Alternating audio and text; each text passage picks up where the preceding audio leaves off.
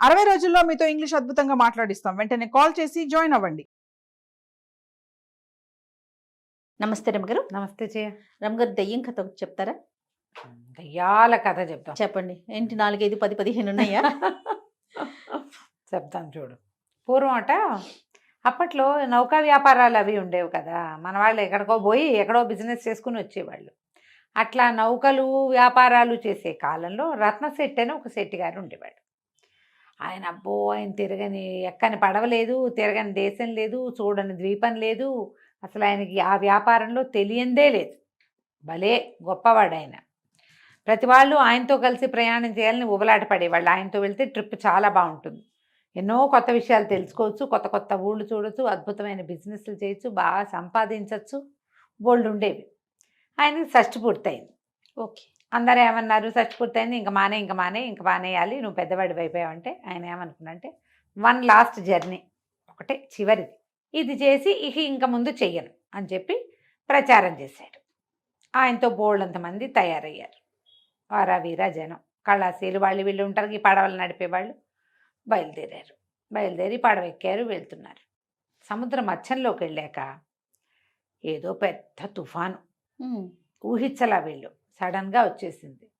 ఈ నావకి చుక్కాని విరిగిపోయింది, ఆ పడవకి, వాళ్ళు వెళ్తున్న షిప్కి. ఎన్నిసార్లు సముద్రపు అలలు వాళ్ళని ముంచేయటానికి ప్రయత్నం చేసినాయి. ఎట్టా గొట్ట రెక్కొన్నారు, అన్నీ పోయినాయి. దిక్సూచి విరిగిపోయింది, చుక్కాని విరిగిపోయింది, ఇంకేమిటో పోయింది. ఆ తర్వాత ఈ పడవకి పైన కడతారు కదా, అవన్నీ పోయినాయి. షేప్ ఉంది, ఆ తెరచాపంతా పోయింది, షేప్ ఉంది, మనుషులు ఉన్నారు. మొత్తాన్ని గింగిరాలు తిరుగుతూ ఓ పక్కకేటో చేరటం మొదలుపెట్టింది. అది సరేలే, ఏదో ఒక లంకకి పడితే అది అక్కడ ఏదైనా దిగి రిపేర్ చేసుకోవచ్చు, మన దగ్గర ఉన్నది కాకుండా చెట్టో చేమో మనుషులో ఎవరన్నా కనపడతారని చూద్దామనుకున్నారు. ఒకవైపుకి వెళ్తోంది. అది వెళ్తుంటే వీళ్ళు, బాబుగారు అదేంటండి, అదేమై ఉంటుంది, చూడండి అని ఆయన లేపుకొచ్చారు. ఆయన చూస్తూ, నాకు తెలిసిన ద్వీపం కాదు ఇది, ఏ దయ్యపు లంకో అయి ఉంటుంది. దయ్యాల లంకలు కొన్ని ఉంటాయి సముద్రంలో, నేను ఎప్పుడు వెళ్ళలా, ఇది నాకు తెలియదు అనేసరికి మిగిలిన వాళ్ళంతా అన్నారు, దయ్యాల లంక అట్ట అంటారేంటండి, అలాంటివి ఉంటాయంటే, ఉంటాయిరా, మనం చూడకపోతే లేదంటే ఎట్లా, మనం చూడలా, కానీ లేదని అనకూడదు, ఉంటుంది, చూద్దామన్నారు.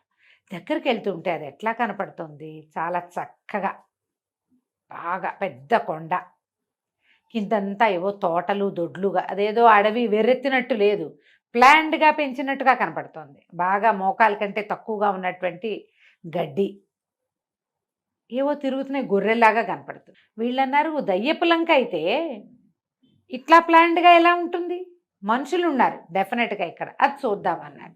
ఈయనేం మాట్లాడలే. ఈయన ఏమన్నాడు, ఏదైనా సరే మనం అక్కడికి వెళ్ళాల్సిందే, ఎక్కడో ఒక చోటకి ఈ బండి, ఈ నావని పట్టించాలి, ఏదో పక్కకి మనం వెళ్ళాల్సిందే, చూద్దాం. అక్కడ వాళ్ళ సహాయం లేకుండా మళ్ళీ మనం ఇల్లు చేరటం కల్లా ఇక్కడ ఏదైనా దిక్సూచి ఏర్పరచుకోవాలి, ఈ చుక్కాని విరిగిపోయింది దీన్ని సరి చేసుకోవాలి, తెరచాప సరిదైపోయింది దాన్ని సరి చేసుకోవాలి, చేయాల్సిందేగా, పదండి వెళ్దామన్నాడు.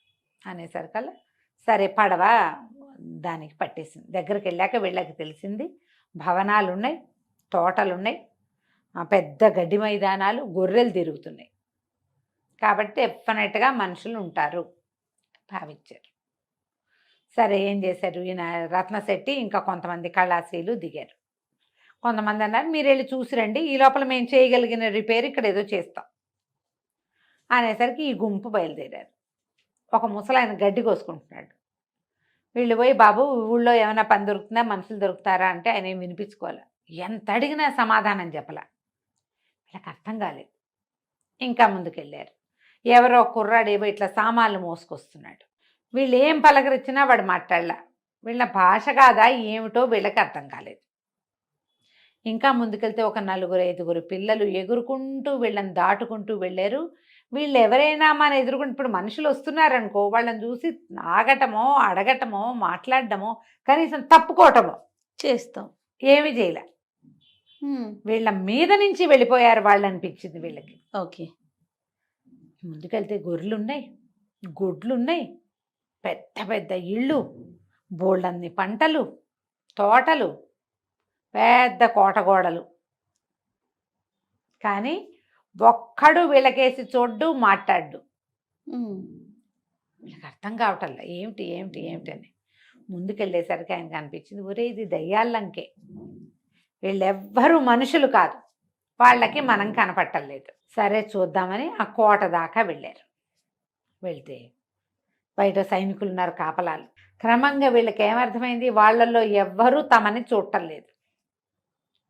దారిలో చెట్లు కాయలు కనపడుతున్నాయి, కోసుకుని తిన్నారు, ఎవ్వరు ఏమంటలే. సరే లోపలికి వెళ్ళారు. ముందుకెళ్తే పెద్ద కోట, సైనికులు కాపలా ఉన్నారు. కోట దాటి గేట్ దాటి లోపలికి వెళ్ళారు. లోపలికి వెళ్తే ఏమిటో డ్యాన్సులు జరుగుతున్నాయి, సంగీతాలు జరుగుతున్నాయి. ఓ రాజుగారు పెద్ద సభా సమూహంగా కనపడుతుంది. ఆ సభలోకి వెళ్ళారు. ఎవరు దాన్ని వాళ్ళు పాడేసుకుంటున్నారు, డ్యాన్సులు చేస్తారు. రాజుగారు వాళ్ళు వీళ్ళు ఓహో ఓహో అంటున్నారు. ఈయన అన్నాడు, మరి ఒక తమాషా చేస్తాను చూడండి అని చెప్పి అలా వెళ్ళి రాజుగారి మొహంలో మొహం పెట్టి చూడడం మొదలుపెట్టాడు. రాజుగారు ఈయన అతను చూడలేదు కానీ కెవ్వుమని కేక పెట్టి పడిపోయాడు, స్పృహ తప్పిపోయాడు. వీళ్ళు హడిలిపోయారు, ఏమైపోతుందో అని. ఈ లోపల అందరూ వైద్యుడేడి వైద్యుడేడి అంటే ఒక భూత వైద్యుడు లాంటి వాడు ఒకడు పరిగెత్తుకొచ్చాడు. దగ్గరికి వెళ్ళాడు రాజుగారి దగ్గరికి. రాజు నాడు చూశాడు, ఏమీ లేదు, గాలి చేష్ట అని చెప్తున్నాడు. అసలు గాలి ఎవరు? వాళ్ళే, అంతే. వాళ్ళందరూ ఆత్మలే, అవన్నీ దయ్యాలే కానీ మనుషులు కాదు వాళ్ళు. అప్పుడు ఏమన్నారు, ఎవరో మనిషి వచ్చాడు లోపలికి. ఆ మనిషి స్పర్శకి రాజుగారికి ఈ పని వచ్చింది, ఇలా వచ్చేసింది, స్పృహ తప్పిపోయాడు. ఏదో స్మెల్లింగ్ సాల్ట్ లాంటిది వాసన చూపించారు, లేవదీశారు. ఇప్పుడు ఆ మనిషికి ఏం చెయ్యాలి? అందరూ అటు ఇటు చూస్తున్నారు, ఎవరికి వీళ్ళు కనపట్ల, వీళ్ళు మాత్రం అన్నీ చూస్తున్నారు. అప్పుడు ఏమన్నాడు భూత వైద్యుడు, అలా కాదు, ఆహార పదార్థాలు వండండి బాగా అంటే అన్నీ వండారు. వండి అక్కడ పెట్టారు, పట్టుకొచ్చారు. అప్పుడు దండాలు పెట్టించాడు అందరితోటి. ఓ మనుషులారా, మీరెవరో, ఓ మనిషి నువ్వు ఇక్కడే ఉండుంటావు, మమ్మల్ని వదిలిపెట్టేసి, ఇక్కడ ఉన్న ఆహార పదార్థాల్లో నీకేం కావాలంటే అది తిని మమ్మల్ని వదిలిపెట్టి వెళ్ళిపో. మా రాజుగారికి చాలా సెన్సిటివ్, ఆయన సుకుమారుడు, అలా మనుషుల పొలకమని సహించలేడు. మేమందరం వాటికి బాగా అలవాటై మాకేం భయం లేదు, కానీ మా రాజుగారి వల్ల కాదు. కాబట్టి కావలసిన ఆహారం తినేసి మమ్మల్ని వదిలిపెట్టి వెళ్ళిపో. ఇవన్నీ దయ్యాలే కానీ పంటలు కాయలు అన్నీ నిజమే. వాళ్ళన్నీ పనులు చేసుకుంటారు. శుభ్రంగా వండి పెడితే వీళ్ళు 11 మందో 12 మందో వెళ్ళారు, కళాశీలు వీళ్ళంతా. శుభ్రంగా ఆకులు వేసుకుని జామన ఉన్నదంతా శుభ్రంగా తినేశారు. తిన్నారు. అక్కడి నుంచి ఈ సౌగా మొత్తం కోటంతా తిరిగి తమకి సుఖానికి కావలసిన వస్తువులన్నీ సేకరించుకున్నారు. ఈ ఆహారం ఇంత మూట కట్టుకున్నారు. అక్కడ ఉన్నారుగా కొంతమంది, అన్ని మూటలు మోసుకెళ్ళారు. వీళ్ళు వెళ్ళిపోతూ ఉంటే ఆ భూత వైద్యుడు అన్నాడు, రాజుగారు తేలిక పడుతున్నాడు అంటే వాళ్ళు వెళ్ళిపోతున్నాడు వచ్చిన మనిషి, పర్వాలేదు పర్వాలేదు, మీరందరూ ధైర్యంగా పని చేసుకోండి అంటే, అంతకుముందు ఆ దయ్యాలన్నీ నుంచునుండా ఏం పని చేయకుండా రాజుగారిని చూసుకుంటూ ఎవరి దారిని వాళ్ళు పనులలోకి వెళ్ళిపోవటం మొదలెట్టారు. కొంతమంది గొడ్లు తోలుతున్నారు, కొంతమంది గొర్రెలు తోలుతున్నారు, కొంతమంది గుర్రాల సంగతి చూస్తున్నారు. ఊడ్చేవాళ్ళు తుడిచేవాళ్ళు ఎవడి పని వాడు చేసేసుకుంటున్నాడు. వీళ్ళు వాళ్ళ మధ్యలో నుంచి తమకు కావాల్సిన సామాన్లన్నీ మోసుకుని తిండి కూడా మోసుకుంటూ నడుచుకుంటూ వెళ్ళిపోయారు.